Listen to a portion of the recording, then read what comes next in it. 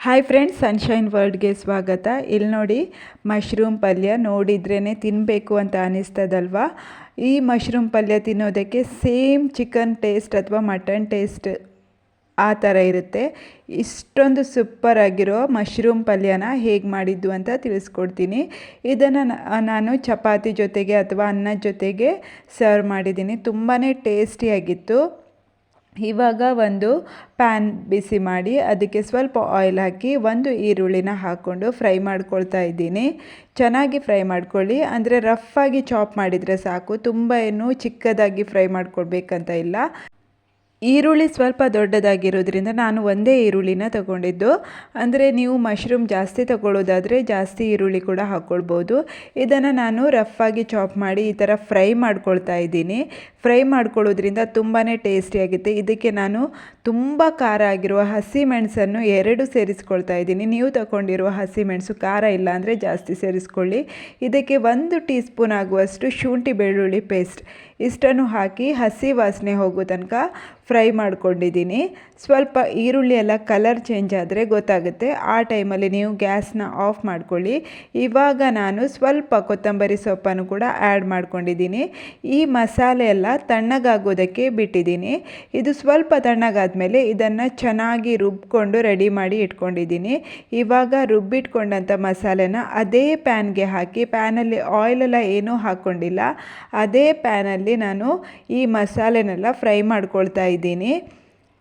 ಇವಾಗ ಇದಕ್ಕೆ 1 tea spoon ಆಗುವಷ್ಟು ಧನಿಯಾ ಪುಡಿನ ಹಾಗೂ ಸ್ವಲ್ಪ ಅರಿಶಿಣದ ಪುಡಿನ ಹಾಕ್ಕೊಂಡು, ಹಾಗೂ ಸ್ವಲ್ಪ ಗರಂ ಮಸಾಲೆ ಅಂದರೆ ಅರ್ಧ ಚಮಚ ಆಗುವಷ್ಟು ಗರಂ ಮಸಾಲೆ ಇಷ್ಟನ್ನು ಹಾಕಿ ಚೆನ್ನಾಗಿ ಫ್ರೈ ಮಾಡ್ಕೊಳ್ತಾ ಇದ್ದೀನಿ. ಇದಕ್ಕೆ ಎಕ್ಸ್ಟ್ರಾ ಆಯಿಲ್ ಏನೂ ಹಾಕ್ಕೊಂಡಿಲ್ಲ, ಸ್ಟಾರ್ಟಿಂಗಲ್ಲಿ ಹಾಕ್ಕೊಂಡಿರೋ ಆಯಿಲನ್ನೇ, ಅಂದರೆ ಆನಿಯನ್ ಎಲ್ಲ ಫ್ರೈ ಮಾಡೋದಕ್ಕೆ ಯೂಸ್ ಮಾಡಿದ್ನಲ್ಲ ಅದೇ ಆಯಿಲನ್ನು ಮಾತ್ರ ಯೂಸ್ ಮಾಡ್ಕೊಂಡಿದ್ದು. ಎಕ್ಸ್ಟ್ರಾ ಆಯಿಲ್ ಇವಾಗ ಏನು ಆಯಿಲ್ ಯೂಸ್ ಮಾಡ್ಕೊಂಡಿಲ್ಲ.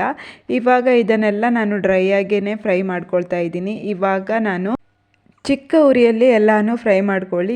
ಈ ಥರ ನೀವು ಸ್ಲೋ ಫ್ಲೇಮಲ್ಲಿ ಫ್ರೈ ಮಾಡ್ಕೊಳ್ಳೋದ್ರಿಂದ ಮಸಾಲೆ ಸೀದೋಗೋದಿಲ್ಲ, ಹಾಗೂ ಮಸಾಲೆಗೆ ಟೇಸ್ಟ್ ಕೂಡ ತುಂಬ ಚೆನ್ನಾಗಿರುತ್ತೆ. ಇವಾಗ ನಾನು ಉಪ್ಪನ್ನು ಸೇರಿಸ್ಕೊಳ್ತಾ ಇದ್ದೀನಿ. ಉಪ್ಪನ್ನು ಸೇರಿಸ್ಕೊಂಡು ಚೆನ್ನಾಗಿ ಫ್ರೈ ಮಾಡ್ಕೊಳ್ತಾ ಇದ್ದೀನಿ.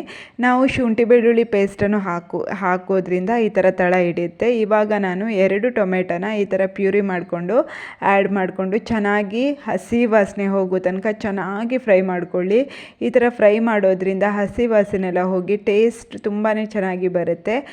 ಇಷ್ಟೇ, ಈ ಥರ ನೀವು ಮಶ್ರೂಮ್ ಮಸಾಲೆಗೆ ರೆಡಿ ಮಾಡ್ಕೊಳ್ಳಿ. ತುಂಬಾ ಟೇಸ್ಟಿಯಾಗಿರುತ್ತೆ. ಮಶ್ರೂಮ್ ಮಸಾಲೆ ಅಂದ್ರೇ ಒಂಥರ ಟೇಸ್ಟಿ, ಅಂದರೆ ರೆಸ್ಟೋರೆಂಟಲ್ಲಿ ಮಾಡೋ ಥರನೇ ಮಾಡ್ತಾ ಇದ್ದೀನಿ. ತುಂಬಾ ಈಸಿ ಇದೆ ಅಲ್ವಾ.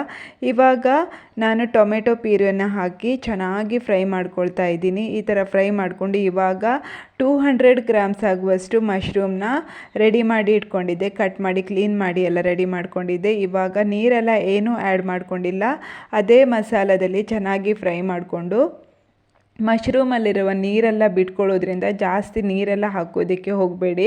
ಮಶ್ರೂಮಲ್ಲಿ ತುಂಬಾ ನೀರಿನಂಶ ಇರೋದ್ರಿಂದ ಇದು ಬೇಯ್ತಾ ನೀರೆಲ್ಲ ಬಿಟ್ಕೊಳ್ಳುತ್ತೆ. ಇವಾಗ ನಾನು ಜಸ್ಟ್ ಒಂದು ಅರ್ಧ ಲೋಟ ಆಗುವಷ್ಟು ನೀರನ್ನು ಮಾತ್ರ ಆ್ಯಡ್ ಮಾಡ್ಕೊಂಡಿದ್ದೀನಿ.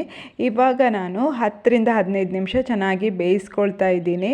ಈ ಥರ ಬೇಯಿಸ್ಕೊಳ್ಳೋದ್ರಿಂದ, ಚಿಕ್ಕ ಉರಿಯಲ್ಲಿ ಬೇಯಿಸ್ಕೊಳ್ಳೋದ್ರಿಂದ ಮಶ್ರೂಮಲ್ಲಿರುವ ನೀರೆಲ್ಲ, ಎಕ್ಸ್ಟ್ರಾ ನೀರೆಲ್ಲ ಬಿಟ್ಟೋಗುತ್ತೆ, ಹಾಗೂ ಮಸಾಲೆಗೆ ಎಷ್ಟು ಬೇಕೋ ಅಷ್ಟು ಕನ್ಸಿಸ್ಟೆನ್ಸಿಯಲ್ಲಿ ನೀರು ಸಿಗುತ್ತೆ. ಮತ್ತು ನೀವು ತುಂಬ ಥಿಕ್ಕಾಗಿ ಮಾಡಬೇಡಿ, ಹಾಗೂ ತುಂಬ ನೀರಾಗಿ ಕೂಡ ಮಾಡಬೇಡಿ. ತುಂಬಾ ಟೇಸ್ಟಿಯಾಗಿರುತ್ತೆ ಈ ಥರ ನೀವು ಮೀಡಿಯಮಲ್ಲಿ ಇಡೋದ್ರಿಂದ. ಇವಾಗ ನೋಡಿ, ಗ್ಯಾಸ್ ಫ್ಲೇಮ್ನ ಆಫ್ ಮಾಡ್ಕೊಳ್ತಾ ಇದ್ದೀನಿ. ಈ ಥರ ಮಾಡೋದ್ರಿಂದ ನೋಡೋದಕ್ಕೂ ಕೂಡ ಎಷ್ಟೊಂದು ನೋಡುವಾಗಲೇ ತಿನ್ನಬೇಕು ಅಂತ ಅನ್ನಿಸ್ತದಲ್ವ, ಅಷ್ಟೊಂದು ರುಚಿಯಾಗಿದೆ.